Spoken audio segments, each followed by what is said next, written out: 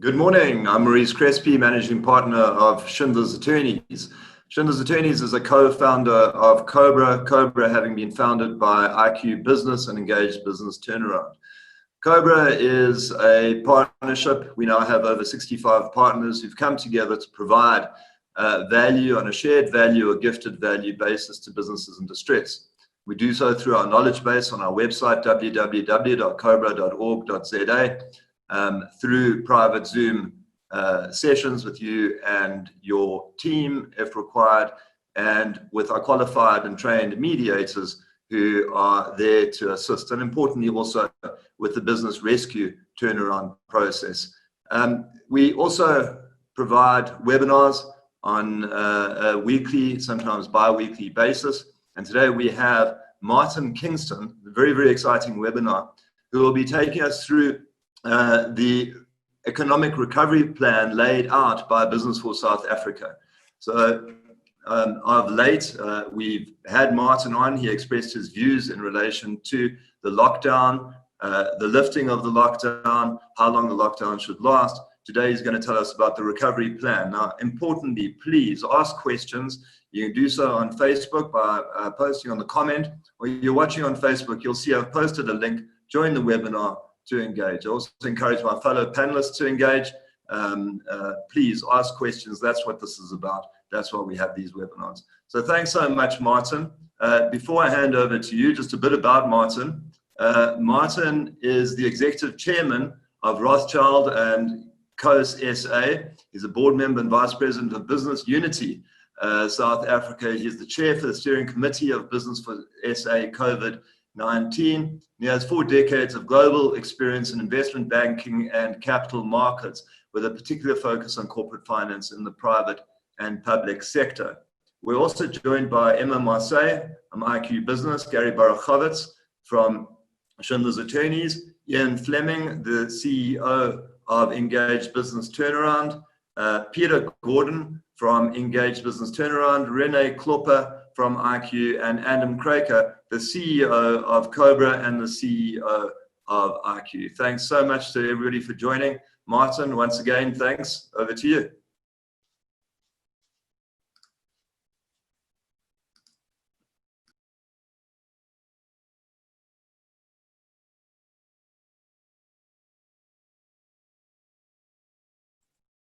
Thank you very much indeed, Maurice, and indeed to everybody who is listening today. Good morning to you all. I'm going to put my screen up and hope that it works. Please tell me that you can see it, somebody at least. I think you can. Yes, we can. We cannot see you, but we can see your screen. You don't need to see me, you can see the screen. Okay, I think that's best. Thank you also to COBRA and indeed to IQ Business in particular for the support that you've given to Business for South Africa as we continue to march forward against the pandemic. That's the subject I addressed you on last time. I'm going to canter through this presentation. It's received quite a lot of publicity. It was tabled to the president some 2 months ago. We're now working with government, organized labor, and civil society on integrating the plans of business, government, labor, and indeed civil society. And that is an ongoing exercise happening last week and this week. We hope to be able to make some announcements jointly next week. But the foundation of it is this, and many companies participated in its preparation and presentation. I'm going to take about 25 minutes if I can, so that leaves us just under half an hour for questions and answers. We all know that the environment has been absolutely undermined by a pandemic, against a backdrop, of course, of a recession and a downgrade to sub-investment grade. These are just the highlights, but the point that I want to make on this slide is that the only way that as a country we're going to be able to address the economic devastation caused by COVID-19 is by working together. A pandemic that indeed has amplified poverty, inequality, and unemployment in South Africa, and we've characterized ourselves as a fork in the road. We can either go down the route of being a failed state, or we can take some very difficult, challenging decisions collectively, harness our resources, and ensure that on an aligned basis, we can implement fundamental structural reform, which enables us to move forward, mobilize the capital that is required both domestically and internationally, and achieve our economic potential, which is what we highlight on the right-hand side of this slide. I will repeatedly emphasize the fact that we need to work together. It's not business or government on their own or even together. It's with the other social partners of labor and civil society. There were a number of areas on the left-hand side of this slide where there were opportunities not necessarily harnessed, SMMEs not playing the role they could, infrastructure not being developed as it should, not accepting that we're moving into a digital economy. And now we're going to have to acknowledge that we're in a new global paradigm where our trading and investment partners themselves are suffering the ramifications of COVID-19.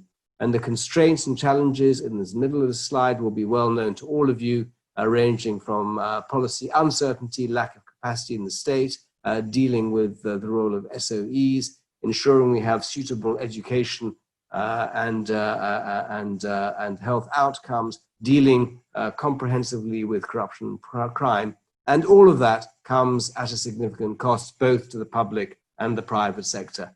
And as I indicated, we're only going to be able to unleash that capital and mobilize it if we speak in an unambiguous and compelling manner, all of us, both domestically and internationally, and at the same time move up both the global competitiveness ranking scale, as well as making sure that we can do business much more easily than we've been able to hitherto. And one of the themes of our approach has been to say that we need to focus and prioritize ruthlessly on a limited number of national projects and interventions. We need to ensure that we have the requisite resources to be able to implement that work on an effective basis. At all times, recognizing that we're going to have to do so on terms and conditions that are acceptable. We're all familiar with this slide. I'm not going to dwell on it other than to say that we've seen a contraction of 30% GDP in Q2. We're anticipating 10% for the year. We've seen 2 million jobs being forfeited so far, 1 million in the formal sector, 1 million in the informal sector, and we think there's potentially another 1.5 million that could be lost if we don't get our act together as a matter of urgency. And therefore, we need to demonstrate not just that in writing we've got a new social and economic compact, but that we're able to put it into practice. I have to say I'm much heartened by the experience we've had at Nedlac over the past 5 months dealing with the pandemic, where we have been able to work together much more effectively as social partners than previously. You'll be familiar with the metrics on the left-hand side of this slide. These are the key metrics we believe that apply from GDP and debt to GDP through to the amount of assets that are under management either in the banking system or indeed on the stock market, and then finally to unemployment and the Gini coefficient. Suffice to say, green is good and red is back. This is the journey that we've charted over the past 25 years. Even when we came out of the apartheid environment, we saw unemployment and the Gini coefficient increasing. This, of course, is narrow, not broad unemployment. Over the Zuma years, we stagnated, went sideways, stumbled and fell. And COVID has effectively unraveled much of the progress since 1994, where, as I say, we expect GDP to decline by more than 10%. We think that debt to GDP ratios will increase to over 100% potentially. And we need now to embrace a much more significantly courageous and challenging path than presented itself to us previously. There are 3 graphs on this page that I believe are relevant. The top left-hand side is a South African Reserve Bank graph. It shows the drop in total factor productivity growth over the past 20 years in terms of labor as well as in terms of capital. And on the right-hand side, the World Economic Forum Global Competitiveness Report, where again we've dropped through the rankings, let alone the World Bank Ease of Doing Business report. We've dropped from 35th in 2008 to 84th in 2019. And the areas of concern that are cited on the right-hand side, they're all familiar, which we need to address not one, but many of these areas of concern. Same time as a country, we failed to properly implement broad-based Black economic empowerment.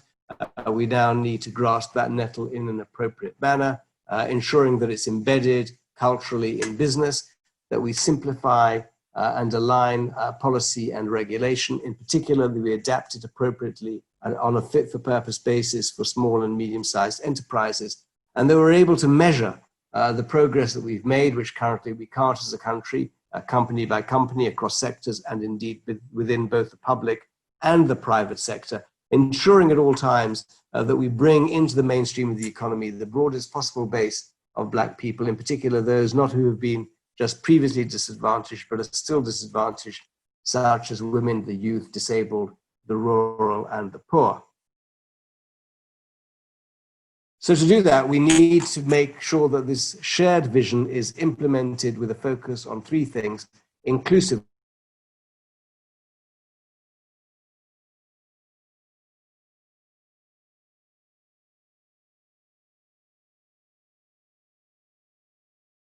growth, job creation, and account. We need to see the actual implementation of infrastructure that is sustainable and viable.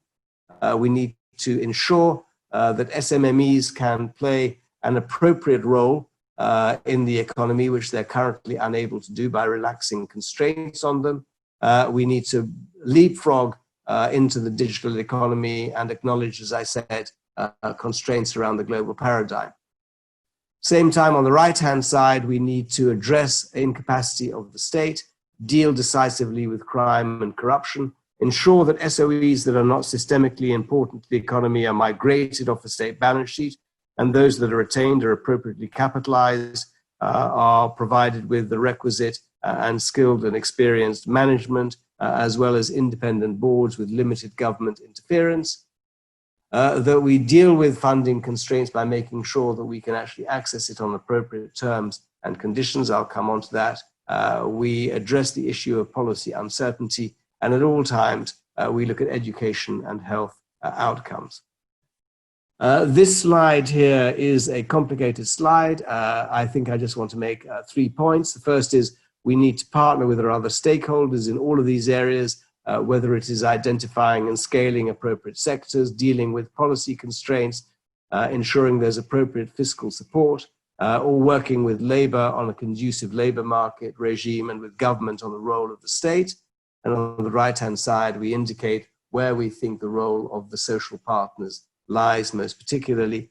And I should just say that these slides are the self-same slides that we've delivered to the President and the Economic Cluster of Ministers, that we've presented to the leadership in organized labor, to Nedlac, and we're now rolling out across the country.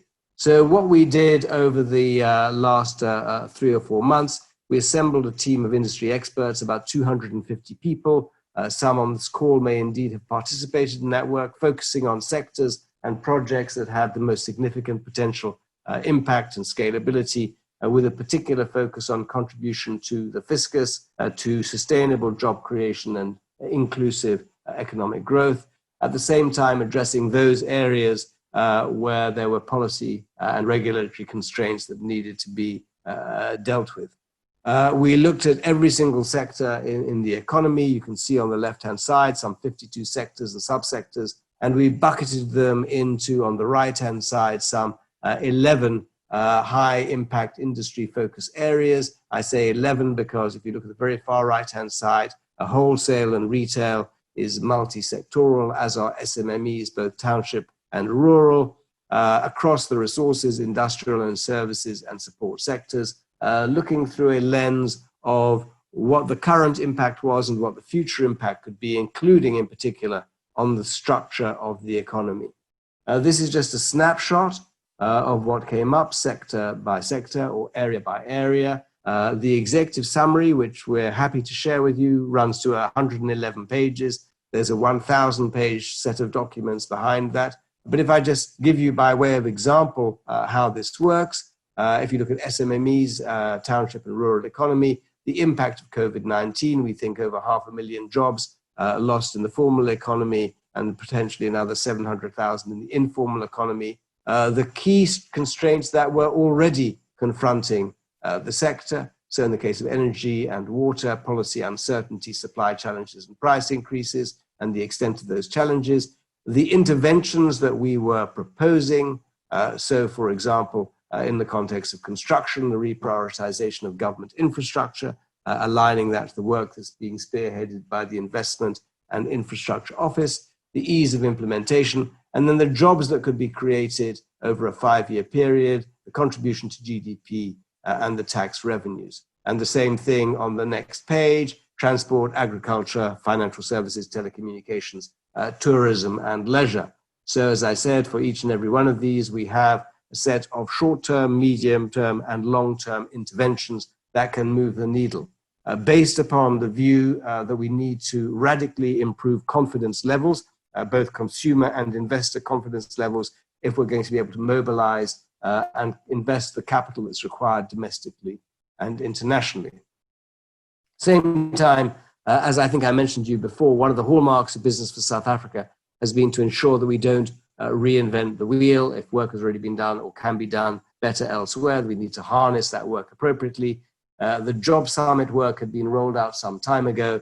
It was held in the last quarter of 2018, and we've been working on that under the auspices of a presidential working committee ever since. So we've integrated that work into our thinking, at the same time looking at alignment with the National Development Plan, most recently the Supplementary Budget Review, the National Treasury Economic Reform Paper, which came out in the last quarter of last year. And as I said, in the context of specific sectors, looking at the objectives, the challenges, priority actions, and for each of these intervention areas, developing a roadmap and plans.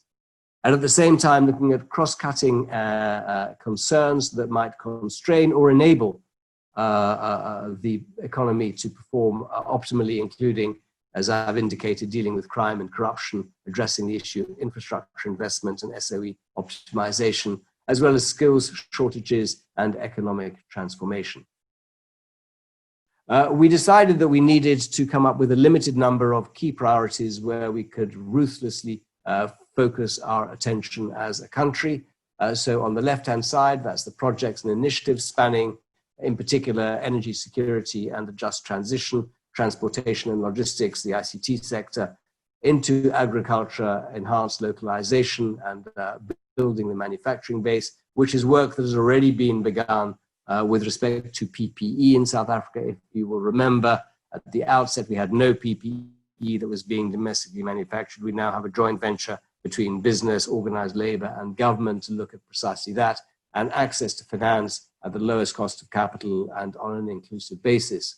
And at the same time, on the right-hand side, looking at the top 12 key policy focus areas with a particular emphasis on policy certainty and inclusive growth. Again, I've mentioned many of these, including the ease of doing business and SOE reform. But if I can just call out clarity on land reform, including, of course, the position of the country on expropriation without compensation, labor law reform without in any way compromising workers' rights, ensuring that we've got a national energy strategy across all key plans by way of example.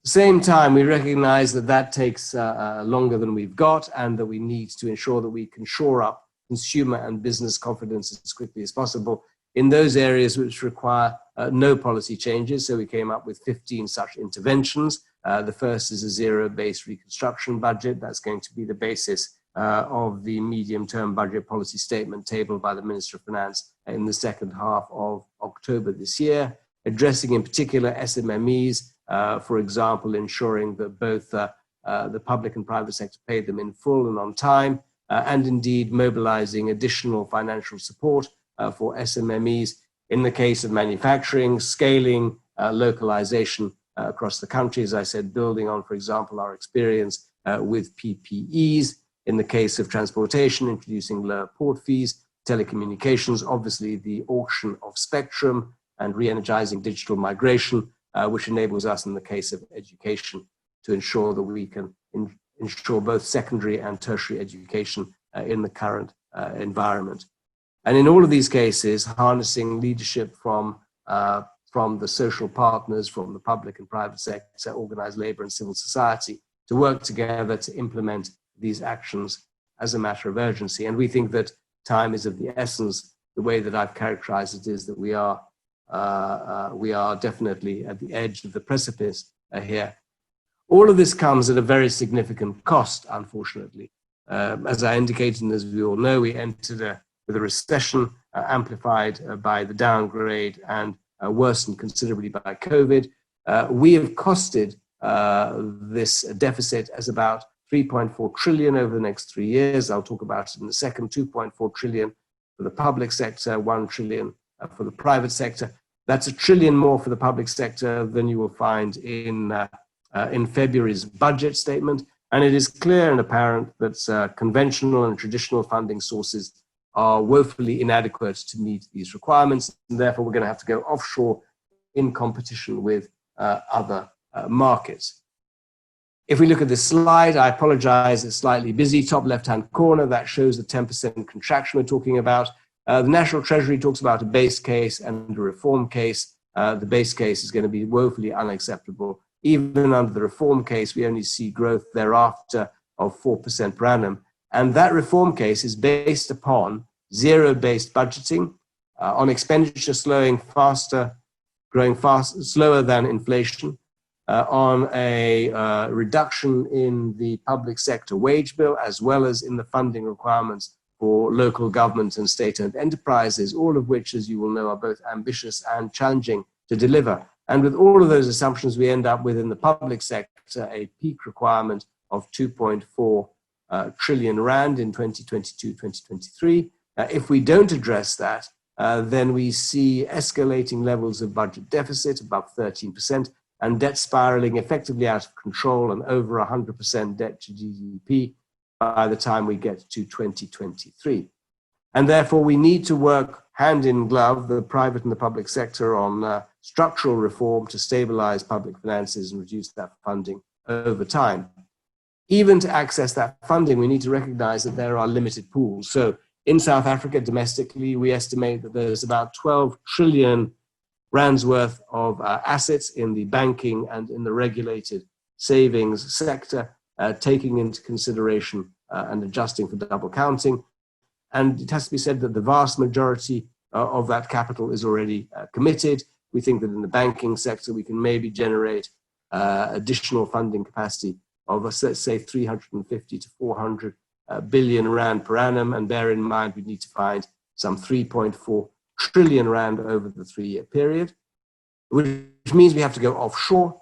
So that takes us to some $10 trillion of funding that's available offshore, obviously not just for emerging markets. In the top left-hand corner, DFIs and ECAs. So that's the IMF. We've already accessed the RFI of $4.1 billion, 70 billion rand from the IMF. The World Bank, we're talking about $1 billion from the World Bank. The New Development Bank or the BRICS Bank, a similar amount of money. And then, unfortunately, the balance comes generally from sovereign wealth funds and alternative asset classes. They're set out here on the right-hand side. Historically, and we think prospectively, they'll invest both in the private sector and in infrastructure, but they won't be available to provide support to the government deficit and foreign direct investment. And we expect to see a radical reduction. We've already seen it in a COVID-19 environment in the level of cross-border foreign direct investment that takes place. So we have our work cut out for us against the backdrop of having wasted time as a nation over the last decade, not just time, about resources, and we're now going to have to step up to the plate and make much more difficult decisions collectively. We're going to have to put narrow interests aside if we're going to be able to create a more equitable society and avoid the Armageddon scenario of the social fabric of society beginning to fray, as we've already begun to see.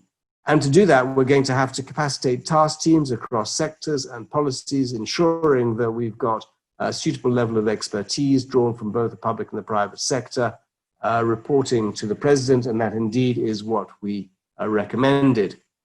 So this is the last slide, and then I'm sure we can have some useful discussion. We presented to the president, in fact, on the 2nd of July and his economic cluster of ministers in a Nedlac forum, so that has the leadership of labor, business, and civil society there as well. Our proposal, which was that we should reverse the Job Summit work into effectively an economic reconstruction, growth, and inclusivity plan, overseen and chaired by the president. We're putting the finishing touches to that currently. where we would focus on sector priorities, policy initiatives, stabilizing the fiscus and looking at funding options. We are currently, there is a 7-aside between government, labor, civil society, and business that is meeting on an almost daily basis, including underlying substructures, to make sure that that process can now be put in place, integrating much of the work that I've talked about, and ensuring that we can see both decisions followed by action, recognizing that we need to agree on priorities, where we're going to implement those initiatives, and then monitoring and evaluating outcomes. I'm glad to say that so far we've met with a very positive response from social partners. There's a high level of alignment, although again, some of you may want to talk about areas of misalignment, which certainly also exists at the moment. But our view has been, as social partners, we need to concentrate our efforts and our resources on those areas where there is a common cause, rather than debating areas where there is a divergence of opinion. If we're going to be able to, as I say, restart the economy, deal with the challenges that the pandemic has wreaked on South Africa, not just on our health, but on, as I said, a society more broadly, and certainly the economy, ensuring that we can navigate from level 2 through to level 1 as quickly as possible. And we may want to talk about that. I remember when I last addressed this forum, we talked about how we were engaging with government to move through the levels as quickly as possible, balancing both lives and livelihoods, which continues to be at the forefront of our consideration, and acknowledging that the economic recovery is going to be both painful and is going to take us probably between 3 and 5 years, but we really have no other option. With that, Maurice, I will stop sharing if I may, and happy to take questions or comments. Thank you very much. Great, fantastic. Thanks so much for that, Martin. That was hell of insightful. I'm going to ask you, just hot off the heels of the NEC meeting over the weekend, how critical was that meeting, and what do you make of the outcome? So the NEC meeting, which of course was much publicized, Maurice, and where I think that much of what emerged into the media was not an accurate reflection of what happened in the meeting itself, focused, in our opinion, correctly on the issue of crime and corruption, and bringing those parties who have committed crimes to account as a matter of urgency, and in particular, but not only within the ranks of the ANC. I think what was quite appalling, and we've seen this up close and personal in the context of the B4SA work and the work we're doing alongside the Solidarity Fund, was how even the procurement of PPE, and perhaps I should say particularly the procurement of PPE, unlaunched a feeding frenzy of corruption, which has to be addressed, where we're now talking about literally squandering people's lives. And I am very pleased that the president, who seems to have been very broadly supported by the WC and the NEC, was able to address us as clearly and as passionately as he did in his press conference earlier this week about the steps that are going to be taken. On the economic issues, there was some discussion, as you will know, it's been referred to in the press release, to the work that's taking place that I've talked about. Again, I believe that other than in some specific areas which we can talk to, there is a broad level of consensus about the approach and the way forward. In your presentation, you go through the various sectors, and I continue to not understand why there isn't an emphasis on big tech.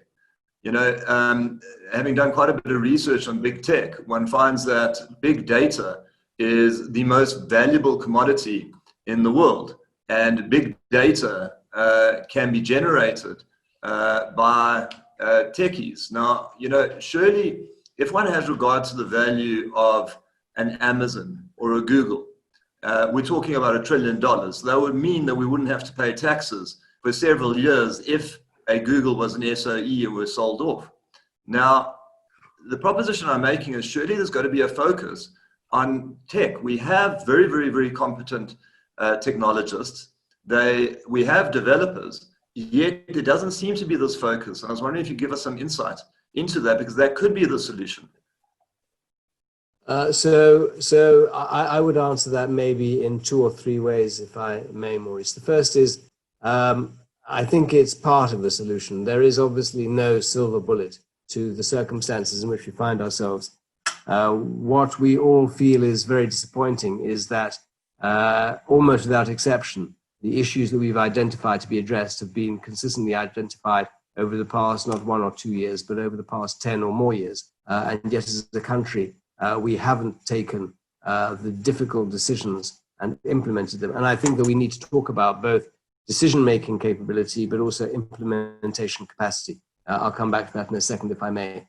On big tech and tech more widely, it's covered very comprehensively in the work that we've done on the telecommunications work, which is the ICT sector more broadly. And we also had a significant amount of work on innovation, where again, we think there's enormous potential for the country. We need in all of these cases to have an appropriate enabling environment. That includes obviously a regulatory environment, as well as much broader set of issues that I referred to, but which we can unpack if we like. Now, as far as SOEs are concerned, our position as business is that unless those SOEs are seen to be systemically important and provide an appropriate social return, let alone, or developmental return, let alone economic and financial return, they need to be taken off the state's balance sheet. They are a huge drain on the fiscus when we don't have the wherewithal to support them. And we've seen that obviously in the case of SAA explicitly, but there are many others, including most recently, of course, only yesterday, the post office. So those decisions, again, need to be taken. We have, as a country, stepped back from, grasping the nettle, recognizing and acknowledging, and I suppose here is the rub, that unemployment is already, we estimate, going to reach 50% unemployment when you look at it in the context of the broad definition, over 40% for narrow definition by the end of this year. That is an absolutely disastrous, catastrophic situation where our ability to generate jobs which are sustainable in the short to medium term is extremely curtailed, which means that actually the state is going to have to support a very large proportion of the citizenry and doesn't have the financial wherewithal so to do. That's how, of course, we lead to enormous social disruption, and we need to guard against that.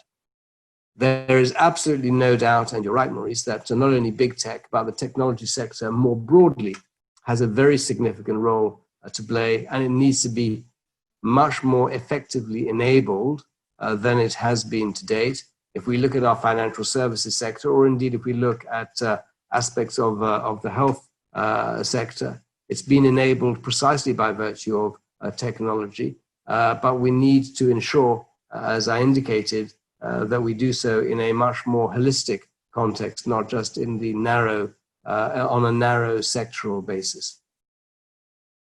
You used the word catastrophic. I see the few questions. Before I get to the questions, I'm going to launch a poll, and I'll ask, please, the audience,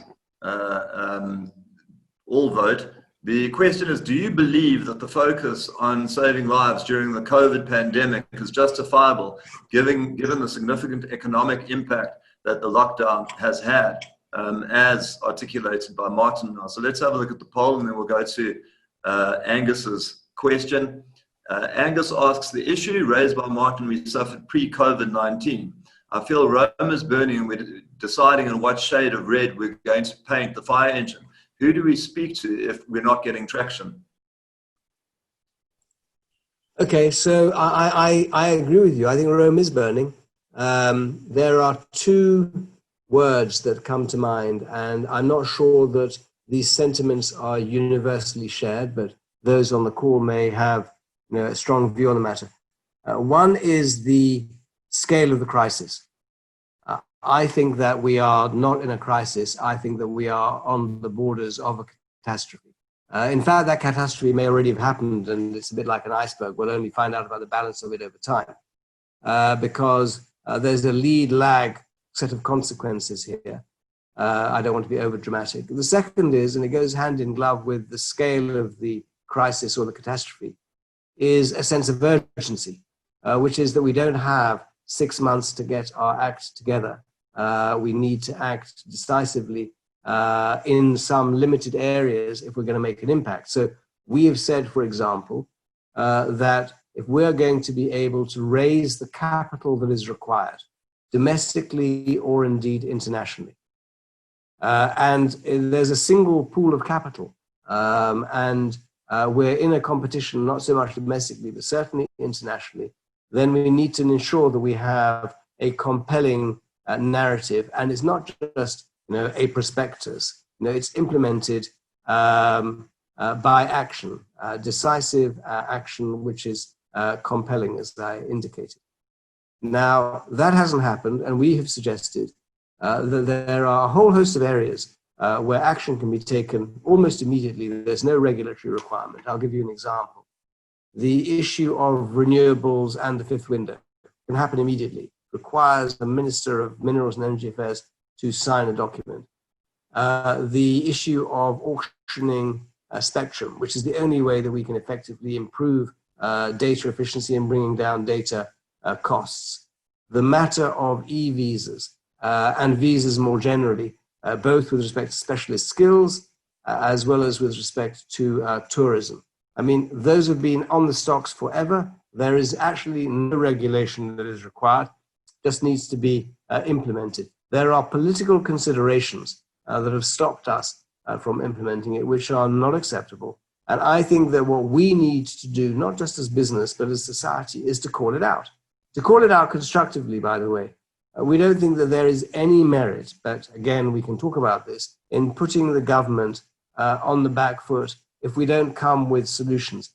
Part of the solutions are about being prepared to choose between a whole range of options and deciding which are the most critical ones to be implemented, because we've got limited financial and human resources. And the second is to acknowledge that nobody has a panacea here, that we need to be able to mobilize and harness resources across, as I said, all social partners, leverage them accordingly, but mobilize them very quickly.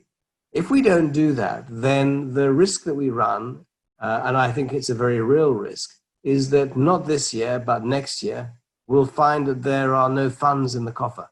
Now, one of the areas of debate and discussion is how we fund the fiscal deficit. The Governor of the Reserve Bank and the Minister of Finance, in their application to the IMF for the RFI, the 4.2 billion, made it clear that they would impose debt ceilings. We agree with them. We cannot be in a situation where over 30% of our tax revenues gets immediately consumed by debt service. It's just a completely untenable situation, and that will increase to 40% when we go above 100%.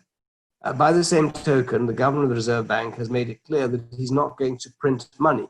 That means we have to live within limited resources, and we've got to reallocate our resources again ruthlessly, which means that there are going to be many departments, many projects, many interventions that are going to fall by the wayside in the short to medium term. As a country, we have wanted to have our cake and eat it. That is no longer going to be possible. And I believe the writing is on the wall. It'll become absolutely self-evident at the time of the medium-term budget policy statement, which, as I indicated, will take place in less than 2 months, in the second half of October. We're in engagement with National Treasury about that currently. So that's a long ask to say that Rome is indeed burning. We need to paint the fire engine red, and we all need to clamber on board the fire engine. Sure. Okay, let's have a look at the results of the poll. I think this pretty much would mirror your view.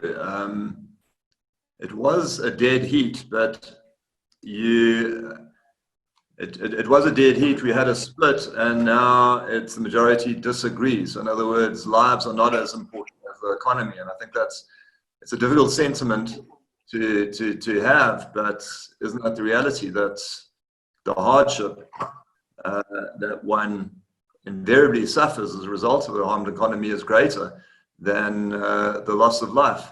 Is that basically the view? Well, that's the view of the people who participated in your poll. Let me just comment on that, which is that, and I know we talked about it when I last addressed this forum. Actually, it's not about lives or livelihoods. It's about dealing with both lives and livelihoods.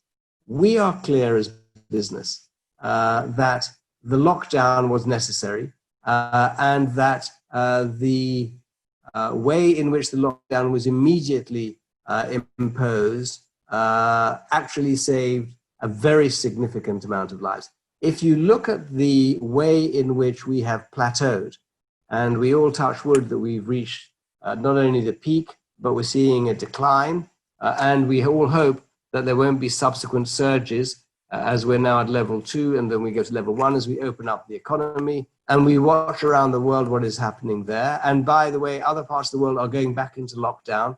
We know that. We can't as a country afford to go back into lockdown. And we've caused enormous damage by virtue of the lockdown. But the damage to the economy was already, as I say, in recession when we started to experience the pandemic. So we can't blame the pandemic for the direction in which the economy had been heading. It's been massively exacerbated, exaggerated, obviously by COVID-19. Now, we disagreed, and I think I made this clear at the time we spoke previously, that we should come out of the lockdown quicker and more efficiently than we did. But it's sort of water under the bridge. There's not much we can do about that now. We need to ensure that we can integrate the economy as quickly as possible, move to level 1. There's very little, by the way, now between level 2 and level 1. Obviously, cross-border travel. There's almost no sectors that are excluded from the economy. But we recognize and we acknowledge that the damage has been caused. And there is no government in the world that is going to take responsibility for 100 deaths, let alone 13, 14, 15,000. At the time that we spoke previously, we were predicting 40,000 deaths directly attributable to COVID-19 as a consequence of the pandemic. In other words, health-related deaths. Actually, it might have been more than that. It might still be more than that. That's not a decision for business, by the way. That's a decision for government. And we've seen the same behavior and reaction globally. Having said that, it has undoubtedly created even more of a headwind for us in the context of the economy, which we now need to address. Thanks for that. I'm going to be launching another poll that does deal with technology. So here it goes, and then we'll deal with the question. You should be able to see that. So for the benefit of Facebook viewers, the poll is, what do you think the government's primary focus should be to aid economic recovery? The first is skills and education. The second choice is infrastructure investment. The third is energy security. The next choice is stimulation of local manufacturing industries. And the final choice is investment in technology. The question I'm going to move to is by Neil. He's asked, the white elephant in the room is the collapse of the municipalities where the rubber hits the road for most businesses and citizens. National Treasury and COBRA need to urgently intervene as the municipalities have regressed at a rapid rate. What is the plan to rescue the failing municipalities which have already collapsed? Yeah, I fully agree with Neil. It's the absolutely key question. It's not the only elephant in the room. There are several elephants, unfortunately. There's a herd of them. That is one. I would say that, SOEs are another elephant that's been in the room for a long time. The municipalities have no capacity. They are both corrupt and incompetent. I don't mean all of them, but the vast majority. the Auditor General's report is really an appalling indictment of the state of our municipalities when you compare the outcome of his report that came out in the last month with his previous report. And we're going to have to recapacitate. And our contention is that the public sector doesn't have the wherewithal to do so on an urgent basis. And therefore, that we're going to have to mobilize resources again from the private sector to intervene and to assist. We know that some of these municipalities are technically bankrupt or insolvent financially, but I would argue that they are also bankrupt in the context of their capacity more generally. It comes back to the same issue, which is that we are going to have to decide if we've got limited resources where we focus our attention. Obviously, municipalities are one such area. Another area that we need to talk about is the education and skills constraints. Unfortunately, in a COVID-19 environment, that is no longer the primary focus, and we probably set the country back not 1 year, but maybe 2 or 3 years in the context of education outcomes, exacerbating a problem which is that we hadn't addressed it adequately over the past 25 years. So I understand the prioritization that the poll requires, Maurice, but in the final analysis, we're going to have to fire on more than one cylinder if we're going to be able to dig ourselves out of the challenges in which we find ourselves. There's a question from Emma. I just wondered whether I could read it out on the progress that's been made on immediate actions and policy actions. So I have to tell you that that's where we are disappointed. We presented to the President, as I say, on the 2nd of July. That's 2 months ago now. We will be announcing alongside social partners, hopefully next week, areas of immediate focus.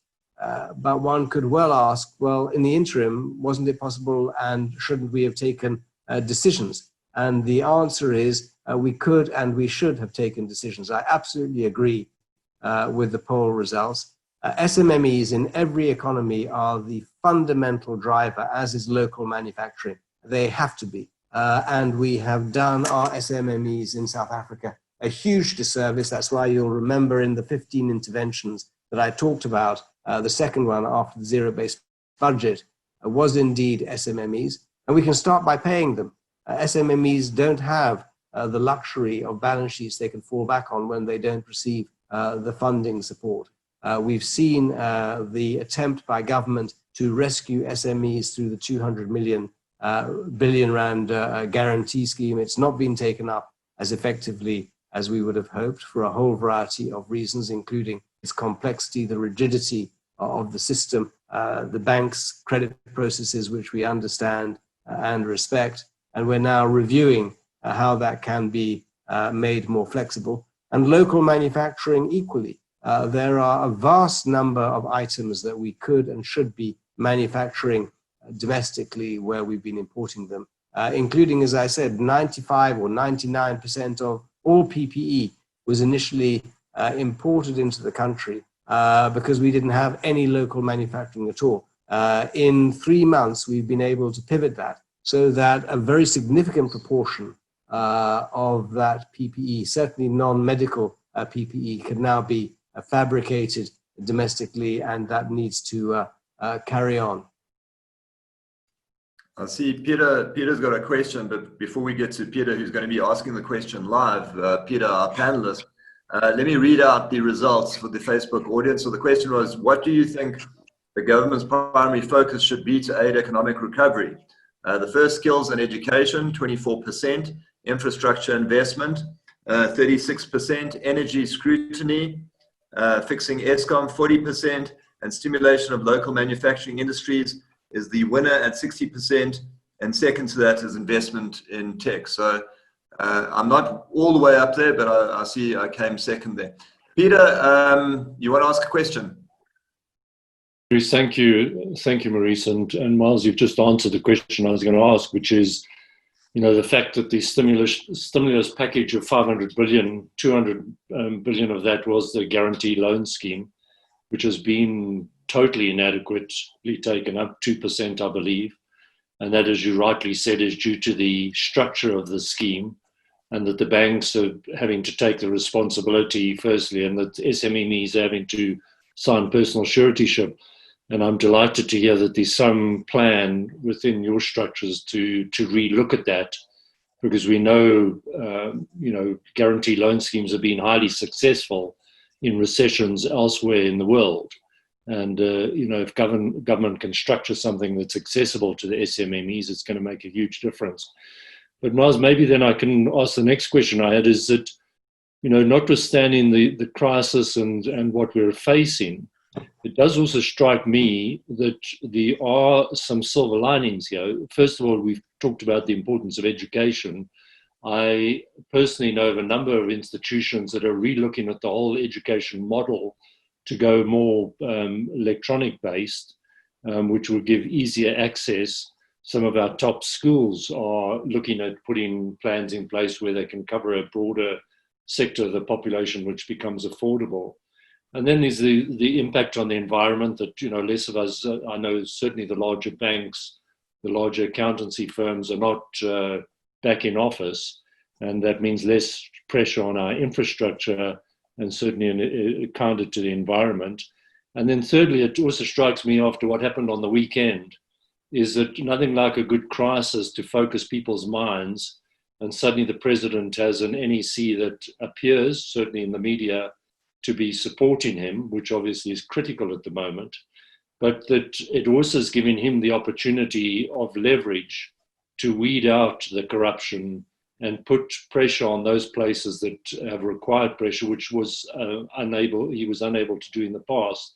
Not least of all that, Labour's got to be very cautious at the moment, the unions, because we are losing jobs daily, which is a desperate situation. But it also makes them come to the table with a more open mind to negotiating a more flexible approach to Labour generally. So possibly the bottom line for my question is, do you see that there is, in fact, some silver lining to this crisis that is going to enable us to trigger a few things that previously the government, certainly the president, wouldn't have been able to do? Yeah, I think, Peter, I agree entirely with all of the observations that you've made. The silver lining for me, by the way, is that we've found a level of cooperation and collaboration with social partners that, in my experience, is unprecedented, certainly since 1994. We commonly acknowledge that there are areas where we need to put our shoulder to the wheel.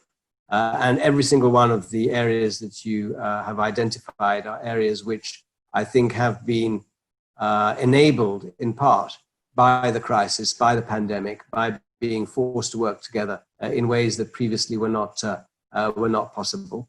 I hope, I think we all hope, that the president's very robust approach to dealing with crime and corruption, including within the ranks of the ANC, is a signal, an indicator of a sort of a more forthright, robust approach. He is, as we all know, very driven by seeking consensus, if that's at all possible. We understand and support that, provided it is not at the expense of the economy and of the nation more broadly. So I am actually quite heartened, although the outlook is pretty appalling. I don't think we can imagine somebody who is more competent or more patriotic than the president to drive this process. And certainly as business, we've seen a level of communality in terms of approach. It's the first time that business, large and small, domestic and international, across all sectors, formal and informal, have signed up to a plan such as the one that I've tabled. I mean, it's obviously got its defects and imperfections. That's really not the point. The point is that as business, we're speaking with a single voice, including Business Unity South Africa and the Black Business Council. I think that we must all take collective credit for that and build on that momentum. Maurice, I'm very aware of time. I'm going to have to leave in a couple of minutes, but if there's a final comment or question, I'd be very happy to take it or make it. There's one final question by Xolile. How much accountability has private sector taken in the corruption equation, corruptee, corruptor? Does private sector organizations call each other out enough? And before you answer that, I'm just going to launch another poll. It's just out of interest. It's around the funds, just to see what everybody's been experiencing out there. So I'll read that out when Martin jumps off, because he has to go at 11 on the dot. So here's the poll. And yeah, over to you on Xolile's question. Yeah, so it's undoubtedly correct. I mean, business is absolutely as culpable as the public sector. But let's be clear that business doesn't just mean established business. It means formal and informal, domestic and international, across all sectors, emerging and well established. And we have been very clear that we need to call out corruption in our own ranks. We need to hold people to account by the same standards that we would expect government to be held to account. It is most disappointing that the wheel turns as slowly as it does. My personal sense, by the way, is that there's an enormous amount of work happening below the surface. The currents are getting very strong, and I would like to think that 2 or 3 years from now, when we look back, we will have seen very significant progress. But that's cold comfort when we know that this is a country which is wearing a mantle of crime and corruption that is most unsatisfactory and totally unacceptable. Great. You're in a rush, you can jump off. I'm going to share the results of the poll. Here you go. So the majority didn't need to engage when it came to the relief funds. 25% of people were frustrated. 33% gave up, saying it's a bad idea. Only 8% are still persevering, and 0% have said that it was a smooth bread and butter experience. So no one has had that experience, and the majority have felt that it has been a frustration. So thanks so much, Martin. Thanks so much to the panelists. Thank you very much. Really appreciate it to you. And hopefully we'll get you back here. Until then, thanks to the audience and thanks to the panelists. Cheers.